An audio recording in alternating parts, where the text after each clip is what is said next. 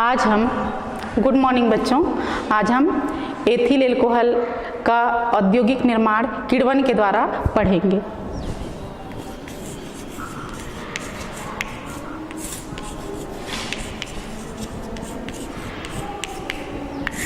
इससे पहले कि हम किण्वन की प्रक्रिया के द्वारा एथिल एल्कोहल का औद्योगिक निर्माण कैसे करते हैं जाने, सबसे पहले किण्वन क्या चीज़ होता है जानते हैं। किण्वन जटिल कार्बनिक पदार्थों का एंजाइम की उपस्थिति में धीमी गति से सरल कार्बनिक पदार्थों में टूटना या अपघटित होना किण्वन कहलाता है। और ये अभिक्रिया एंजाइम की उपस्थिति में होती है। प्रायः किण्वक के रूप में ईस्ट को मिलाया जाता है। ईस्ट में विभिन्न प्रकार के एंजाइम होते हैं, जैसे इनवर्टेस, जाइमेस, माल्टेस इत्यादि। तो हम किण्वन के द्वारा जो ग्लूकोज है, जिसका सूत्र आप सभी जानते हैं C6H12O6, ये है ग्लूकोज। और इस ग्लूकोज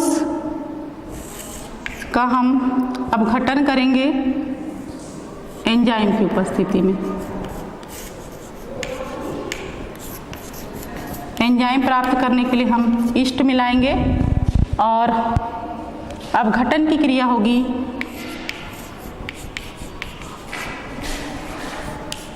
एथिल एल्कोहल हमें प्राप्त होगा और कार्बन डाइऑक्साइड गैस निकलेगी।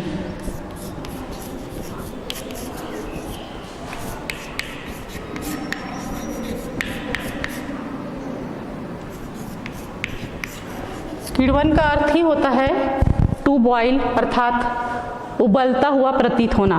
तो जब किण्वन की प्रक्रिया होती है तो पूरा जो विलयन है वो उबलता हुआ प्रतीत होता है और बहुत तेज़ी से कार्बन डाइऑक्साइड निकलती है, झाग भी उत्पन्न होता है और इस क्रिया में हमको एथिल एल्कोहल प्राप्त होता है। आंशिक अपघटन की क्रिया है ये।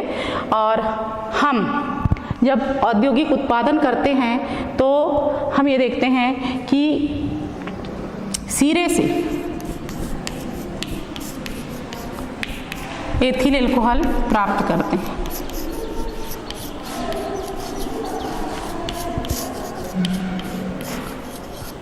एथिल एल्कोहल प्राप्त करना, जब हम सिरे से एथिल एल्कोहल प्राप्त करेंगे तो ये बहुत ही प्राचीन विधि है और देश के अधिकांश हिस्सों में सिरे से ही एथिल एल्कोहल प्राप्त किया जाता है। तो सबसे पहले जाने की जो गन्ने का रस होता है, जिससे जब शक्कर बनाया जाता है तो शक्कर क्रिस्टल के रूप में अलग हो जाता है। अब बचा हुआ जो पदार्थ होता है, गाढ़ा चाशनी जैसा पीले रंग का द्रव, जिसको हम सीरा कहते हैं, और उस सिरे से हम एथिल एल्कोहल प्राप्त करते हैं। तो सिरे से जब हम एथिल एल्कोहल प्राप्त करेंगे तो इसके लिए एक विशेष प्रकार की भट्टी प्रयुक्त की जाती है। तो उस भट्टी का चित्र हम देखते हैं।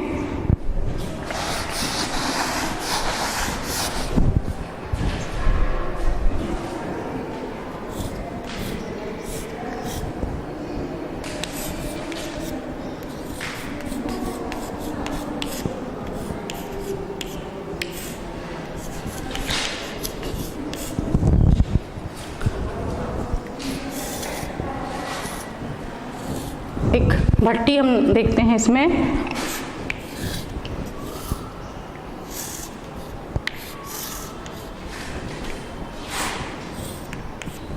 इस तरह से एक भट्टी रहती है और यहाँ किण्वन की प्रक्रिया होती है और ताप लेते हैं 25 से 30 डिग्री सेल्सियस ताप रहता है। और एक प्रभाजक भट्टी,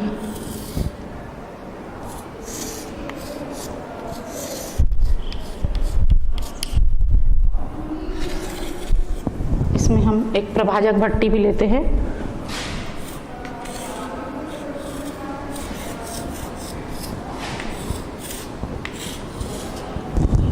और इस प्रभाजक भट्टी को इस किण्वन वाले भट्टी से जोड़ दिया जाता है।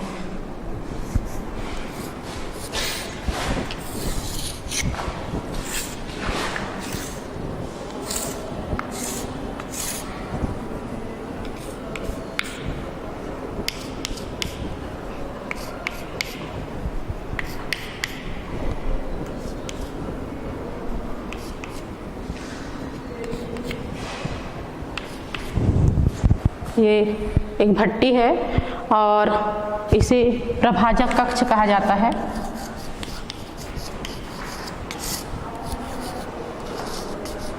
और यहाँ हमें 90% एथिल एल्कोहल प्राप्त होता है। 90% एथिल एल्कोहल।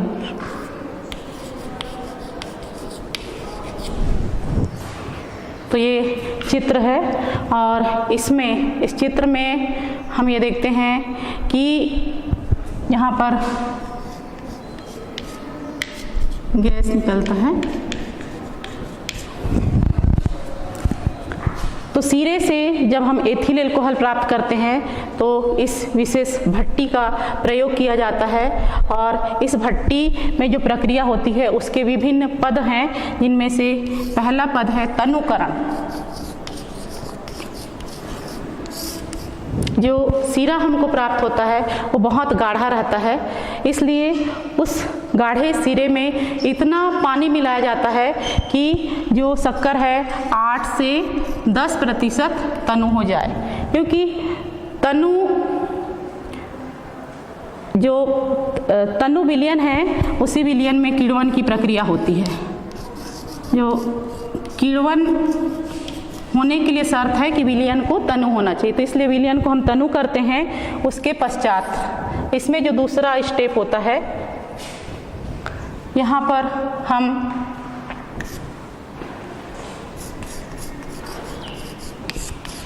अमोनियम सल्फेट मिलाते हैं। दूसरा स्टेप है अमोनियम लवण को मिलाना। तो दूसरी प्रक्रिया में हम ये देखते हैं कि इस विलयन में हम अमोनियम लवण को मिलाते हैं, कभी कभी अमोनियम फास्फेट लेते हैं और कभी अमोनियम सल्फेट भी ले सकते हैं। तो जो दूसरा स्टेप तनुकरण के बाद अमोनियम लवण को मिलाना, और अमोनियम लवण मिलाने से जो इष्ट है उसको भोज्य पदार्थ प्राप्त होता है। इसके पश्चात तीसरी प्रक्रिया देखते हैं, H2SO4 को मिलाना। जब हम जो सीरा है उसमें H2SO4 मिला देते हैं तो विलयन में जो इष्ट होता है उसकी संख्या में वृद्धि होती है। इष्ट को ग्रोथ करने के लिए सल्फ्यूरिक एसिड इसमें मिला दिया जाता है और जो बाकी जीवाणु होते हैं वो नष्ट हो जाते हैं।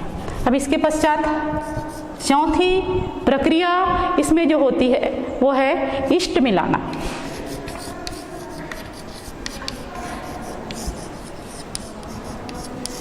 किण्वन की प्रक्रिया इस उपकरण में तभी हो सकती है जब इसमें इष्ट मिलाया जाए। तो 5% इष्ट इसमें मिलाया जाता है और इष्ट बहुत तेज़ी से ग्रोथ करता है और 25 से 30 डिग्री सेल्सियस तक इस उपकरण को 2 दिन तक इसे रखा जाता है और इस उपकरण को 2 दिन तक रखने पर इसमें किण्वन की प्रक्रिया होती है। किण्वन की प्रक्रिया जब इसमें होती है तो हम ये देखते हैं कि जो हमारे पास जो सीरा था उस सीरे में जो सुक्रोज था वो सुक्रोज 30% इसमें विलयन में सुक्रोज और 32%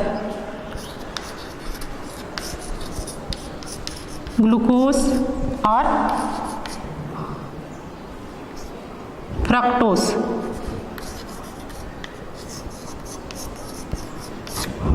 ये पाया जाता है। तो सबसे पहले जो सुक्रोज है वो इस प्रक्रिया में सुक्रोज जो है ग्लूकोज और फ्रक्टोज में परिवर्तित होता है और जो ग्लूकोज है उसका जब हम जाइमेस एंजाइम की उपस्थिति में अभिक्रिया करवाते हैं तो हम ये देखते हैं कि जो ग्लूकोज है वो एथिल एल्कोहल में परिवर्तित होता है और कार्बन डाइऑक्साइड गैस निकलती है। और जो तीसरी प्रक्रिया इसमें होती है उसे कहा जाता है आसवन या डिस्टिलेशन। तो आसवन के लिए भी एक विशेष भट्टी प्रयोग में लाई जाती है, जिसको कैफे स्टील कहा जाता है या कैफे भभका कहा जाता है। तो ये कैफे भभका कैसे होता है या कैफे स्टील की संरचना किस तरह से होती है उसे देखेंगे हम।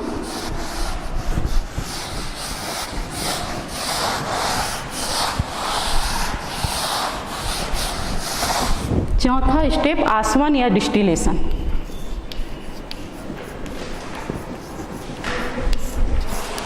आप सभी जानते हैं आसवन इतना अधिक गर्म किया जाता है कि गर्म करने के पश्चात जो विलयन है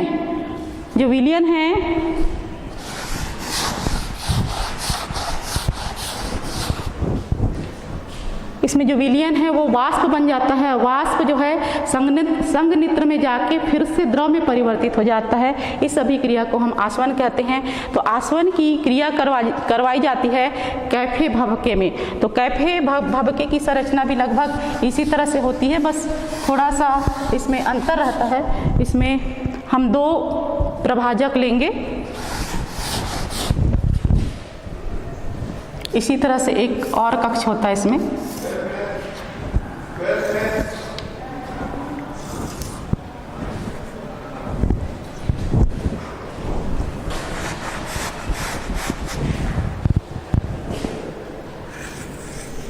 एक और कक्ष इसमें, और यहाँ पर हम देखते हैं एक नली होती है और इस नली में और इधर एक वायु भेजने के लिए नली होती है और ये प्रभाजी कक्ष होता है।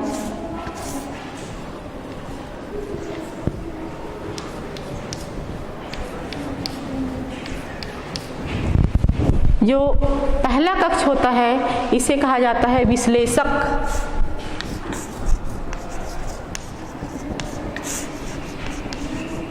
और जो दूसरा कक्ष है इसे कहा जाता है परिशोधक।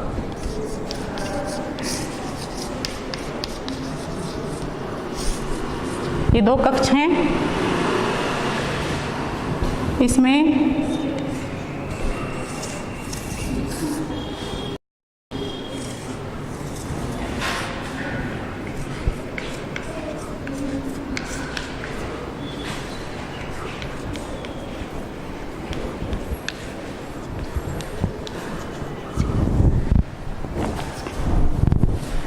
इस कक्ष से गर्म वायु भेजी जाती है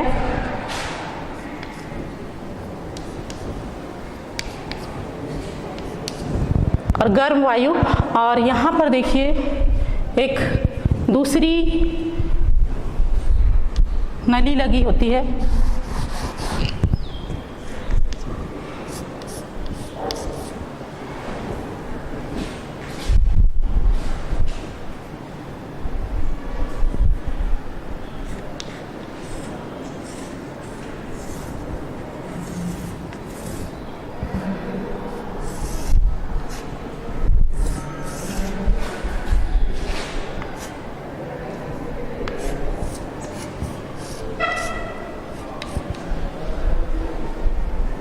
यहाँ से एक दूसरी नली लगी हुई है जो इस तरह से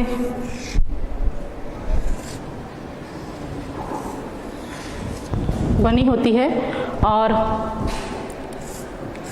इसका निकास द्वार यहाँ होता है। तो यहाँ से इसमें हम ये देखते हैं कि जो किण्वन की अभिक्रिया हमने की थी उस किण्वन की अभिक्रिया में तब तक किण्वन की अभिक्रिया करवाते हैं जब तक कि 10% एथिल एल्कोहल बन जाता है, और जब पूरी तरह से एथिल एल्कोहल बन जाता है तो किण्वन की प्रक्रिया अपने आप समाप्त हो जाती है।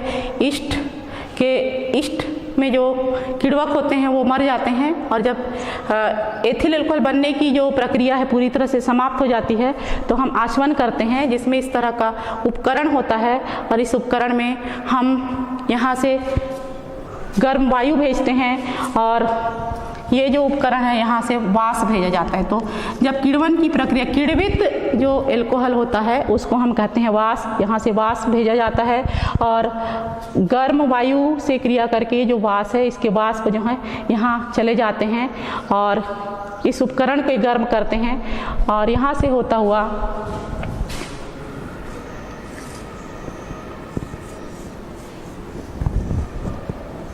जो वाष्प एल्कोहल है इस संघनित्र में आता है और ठंडा होने के पश्चात यहाँ 90% एल्कोहल हमें प्राप्त होता है। 90%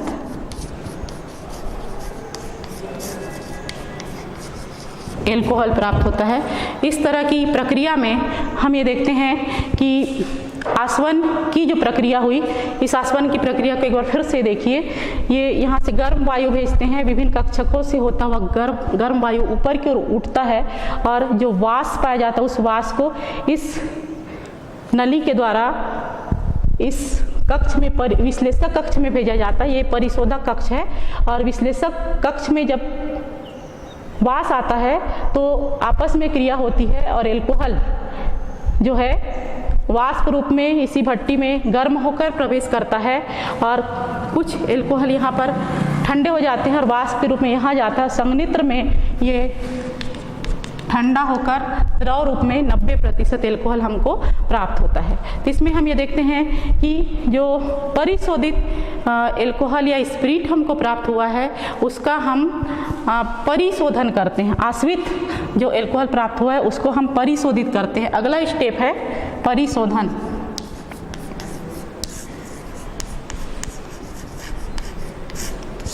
परिशोधन की प्रक्रिया में प्रभाजी आसवन में हमें 3 प्रकार के प्रभाज प्राप्त होते हैं।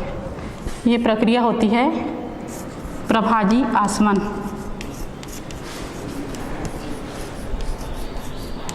और जो प्रभाजी आसवन की प्रक्रिया होती है इसमें जो 3 प्रकार के प्रभाज प्राप्त होते हैं। जो ऊपर हमें सबसे ऊपर कक्ष में जो प्रभाज हमें प्राप्त होता है, ऊपरी कक्ष में जो प्रभाज प्राप्त होता है उसमें निम्न क्वथनांक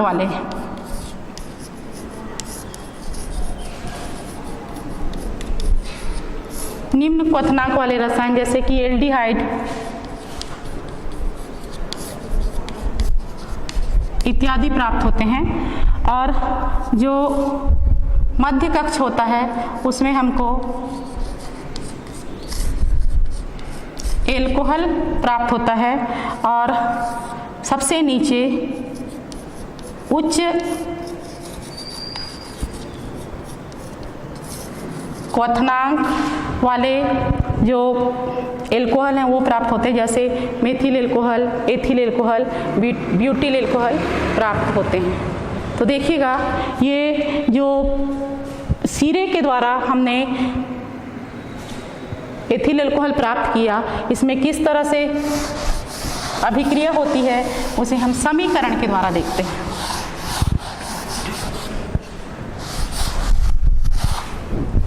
समीकरण देखते हैं। सबसे पहले सुक्रोज। सुक्रोज का सूत्र क्या है? C12H22O11। ये सुक्रोज है, पानी से क्रिया करता है और पानी से क्रिया करके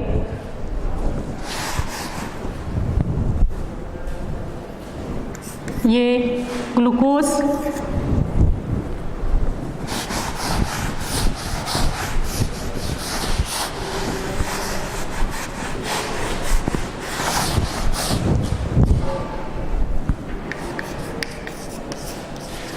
और फ्रक्टोज में टूटता है और इन्वर्टेस एंजाइम की उपस्थिति में अभिक्रिया होती है। इन्वर्टेस एंजाइम जो ईस्ट में पाया जाता है, ये है ग्लूकोज और ये है फ्रक्टोज। और ये जो ग्लूकोज और फ्रक्टोज हैं इनकी फिर से अभिक्रिया होती है। मैं थोड़ा सा ध्यान चाहूँगी आप लोग का। ये ग्लूकोज C6H12O6 ग्लूकोज का भी सूत्र है, फ्रक्टोज का। तो आप कहेंगे कि आप कैसे पहचानेंगे कि ये ग्लूकोज है और ये फ्रक्टोज है? तो देखिए इसमें क्रियात्मक समूह का अंतर होता है इस अभिक्रिया में, अर्थात ग्लूकोज में एल्डिहाइड क्रियात्मक समूह होता है।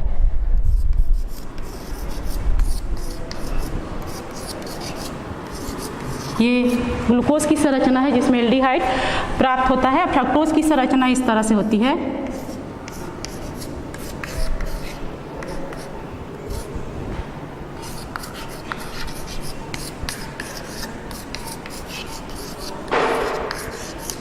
ये तो इसमें हम ये देखते हैं कि इसके बाद ये ग्लूकोज है और ये है फ्रक्टोज। इसमें कीटोनिक ग्रुप पाया जा रहा है और इसमें एल्डिहाइड ग्रुप पाया जा रहा है। अब हम ग्लूकोज लेते हैं फिर से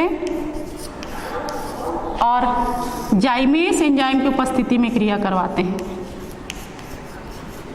जाइमेस एंजाइम की उपस्थिति में क्रिया होती है इसमें, तो हमें 2 अणु एथिल एल्कोहल का प्राप्त होता है और साथ में कार्बन डाइऑक्साइड गैस भी इसमें निकलती है।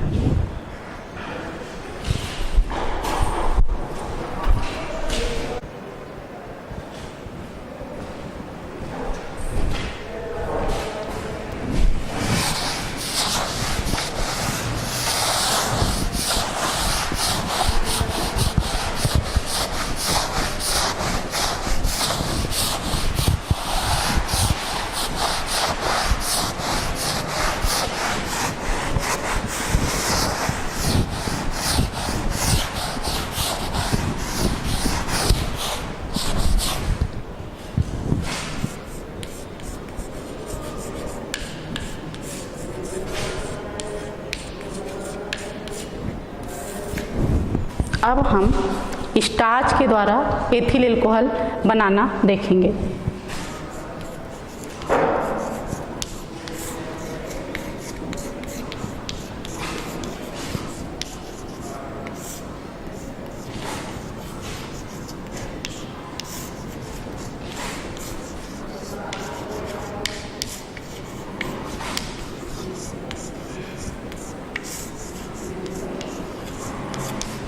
स्टार्च के द्वारा एथिल एल्कोहल का जब संश्लेषण होगा तो इसके कई पद हैं, देखिएगा।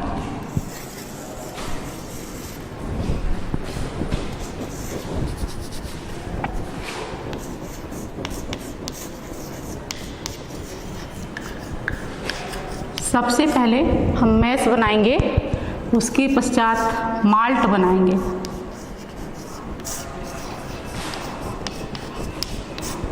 सबसे पहले हमने मैश बनाया, फिर हम माल्ट बनाएंगे, उसके पश्चात बने हुए माल्ट का हम जल अपघटन करेंगे।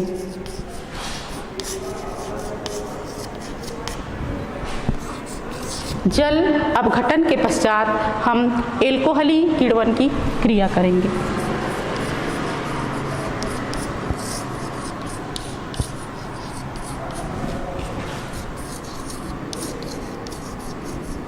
और एल्कोहली किण्वन के पश्चात जो 5वीं प्रक्रिया इसमें होगी आसवन की और 6वीं प्रक्रिया होगी परिशोधन की।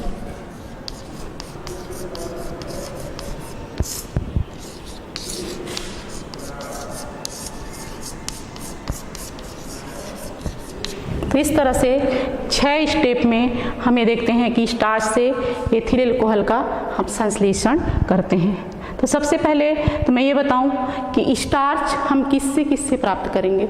आलू है तो आलू के टुकड़ों को हम बारीक पीस लेंगे, उससे भी हम स्टार्च प्राप्त करते हैं। और इसी तरह से जो चावल है, माड़ है, जौ है, इनसे हम स्टार्च प्राप्त करते हैं। पिछले पीरियड में मैंने बताया था कि हमारे छत्तीसगढ़ में जो दक्षिण बस्तर क्षेत्र है वहाँ लांदा बनाया जाता है और लांदा चावल के आटे से बनाया जाता है। चावल को पीसा जाता है और उसमें किण्वन की प्रक्रिया की जाती है और लांदा बनता है, जिसको पेय पदार्थ के रूप में वहाँ के जो ग्रामीण हैं उपयोग करते हैं और उनका भोजन भी हो जाता है और उनको एल्कोहल के रूप में ये पेय पदार्थ भी प्राप्त होता है। इसी तरह से सरगुजा क्षेत्र में हड़िया बनाते हैं, उसमें भी वो चावल का किण्वन करते हैं। तो हम देखते हैं यहाँ किण्वन की प्रक्रिया में हम सबसे पहले मैश बनाते हैं।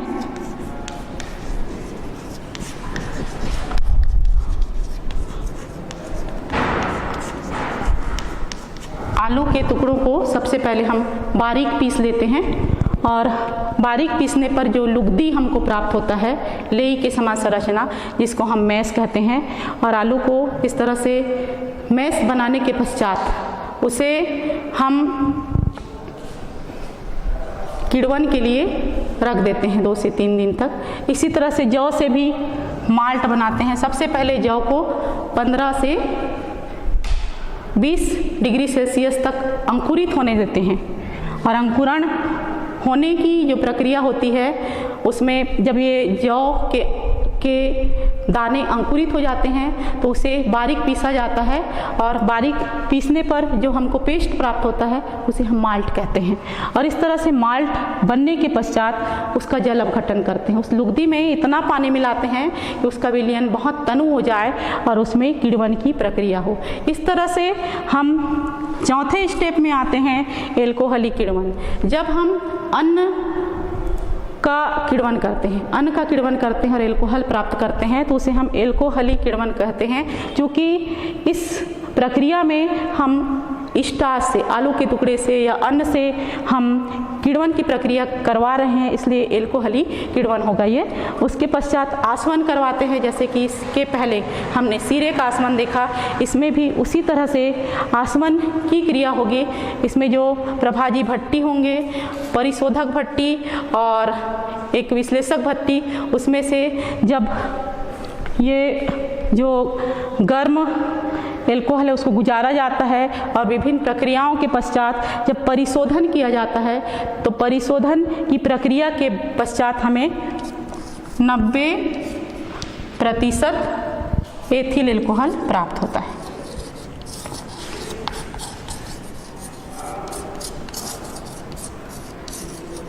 तो हम ये देखते हैं कि जो एथिल एल्कोहल हमको 90% प्राप्त हुआ, उसका फिर से विभिन्न प्रभाजों में भेजकर हम प्रभाजी आसवन के द्वारा 100% परिशोधित एल्कोहल प्राप्त करते हैं। तो हम कुछ छोटे छोटे शब्द हैं, जैसे परिशोधित एल्कोहल किसे कहेंगे?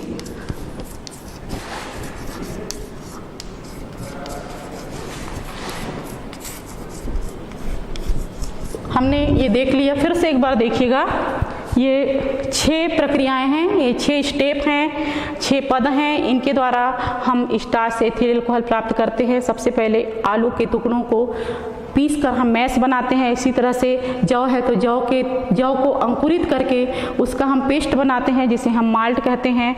और माल्ट या मैश का हम जल अपघटन करते हैं, पानी मिला के इतना तनु कर देते हैं, क्योंकि तनु विलयन में ही हम ये देखते हैं कि किण्वन की प्रक्रिया होती है। उसके पश्चात चूँकि ये अन्न से हम एल्कोहल बना रहे हैं, इसलिए ये एल्कोहलिक किण्वन है और इसका आसवन किया जाता है। आसवन के पश्चात परिशोधन करने पर 90% एल्कोहल हमें प्राप्त होता है, और 90% जो एल्कोहल हमें प्राप्त होता है उसमें जल की मात्रा होती है। उस जल की मात्रा को दूर करने के लिए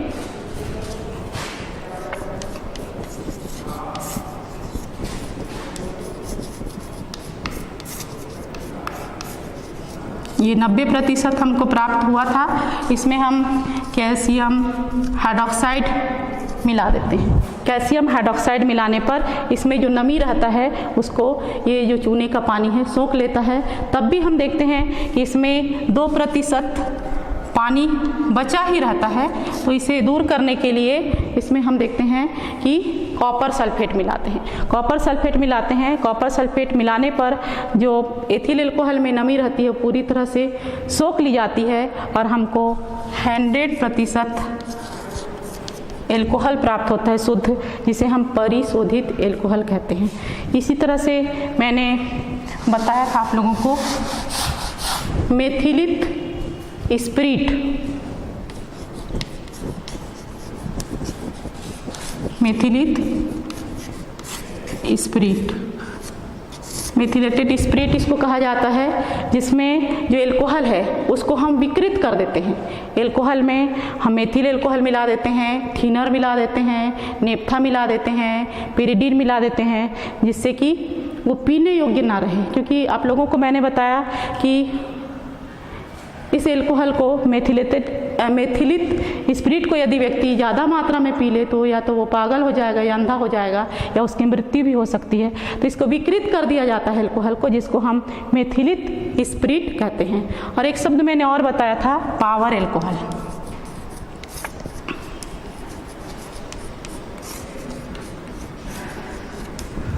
तो जो पेट्रोल होता है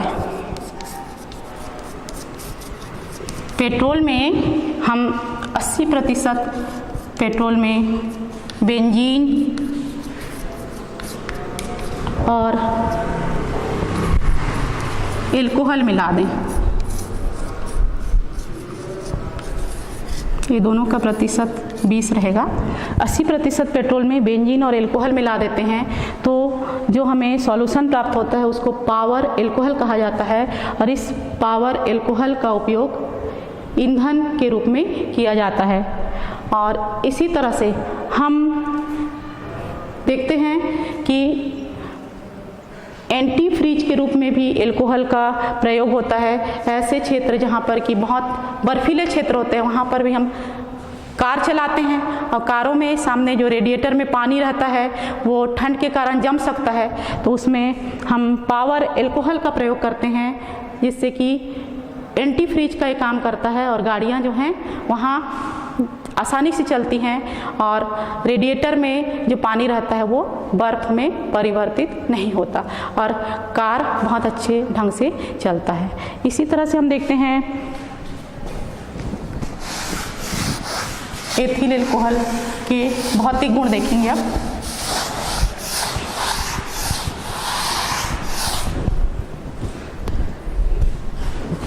एथिल एल्कोहल का भौतिक गुण, तो सबसे पहले हम क्वथनांक देखते हैं। भौतिक गुण में 78.3 डिग्री सेंटीग्रेड इसका क्वथनांक होता है और इसी तरह से इसका फ्रीजिंग पॉइंट देखते हैं हम, हिमांक। इसका हिमांक होता है ऋण 118 डिग्री सेल्सियस और इसका घनत्व होता है 0.78 और जब हम एल्कोहल में पानी मिला देते हैं तो उसका घनत्व कम हो जाता है। ये पानी में विलय होता है और इसकी जो गंध होती है ये बहुत सुगंधित होता है, मीठी मीठी खुशबू होती है इसकी, ये मीठा होता है और इसको पीने से जलन पैदा होती है और इसको यदि कोई अधिक मात्रा में पी ले तो ये नुकसान पहुंचाता है क्योंकि इसका हमारे शरीर में पाचन नहीं होता और ये सीधा खून में दौड़ने लगता है और जो मनुष्य होते हैं जो इसका सेवन करते हैं उनकी मानसिकता विकृत हो सकती है। तो हम ये भौतिक गुण देखें और रासायनिक गुणों में वो सारी अभिक्रियाएं जो हमने मोनोहाइड्रिक एल्कोहल में देखी, ये रासायनिक गुण देते हैं ये। अब हम देखते हैं कि जो मेथिल एल्कोहल है और एथिल एल्कोहल है, दोनों में हम अंतर करना चाहें तो कैसे अंतर करेंगे?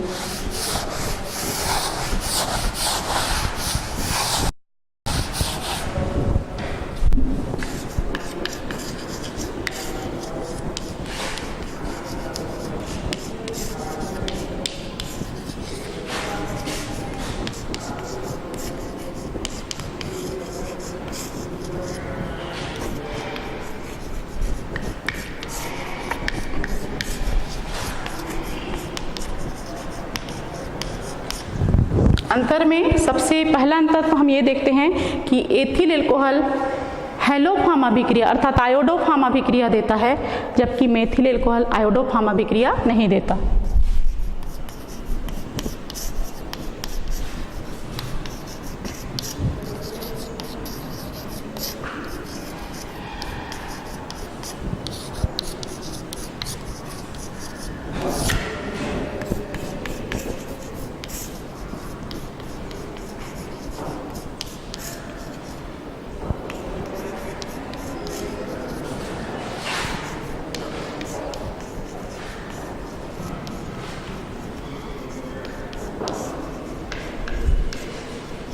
और ये जो है आयोडोफार्म अभिक्रिया नहीं देता है। ये मुख्य अंतर है इसमें। इसी तरह से जब हम एथिल एल्कोहल को एथिल एसीटेट के साथ कर्म करते हैं तो एस्टर प्राप्त होता है। ये एथिल एल्कोहल को जब हम एस्टर देता है, मीठा गंध आता है जिसमें, और वो अभिक्रिया इसमें नहीं होती है, एस्टर नहीं देता ये। तो ये दो अभिक्रियाएं हैं जिसमें आयोडोफॉर्म अभिक्रिया, जिसमें एल्कोहल में हम KOH और आयोडीन मिलाते हैं, पीले रंग का क्रिस्टल हमको प्राप्त होता है, जिसे आयोडोफॉर्म अभिक्रिया कहते हैं, ये नहीं देता। इसी तरह से इसमें एस्टर बनता है, इसमें एस्टर नहीं बनता। इन दो प्रक्रियाओं के द्वारा हम इनमें विभेद करते हैं। इस तरह से ये अध्याय आपका समाप्त हुआ। हम अगले अध्याय में फिनॉल के बारे में पढ़ेंगे। धन्यवाद।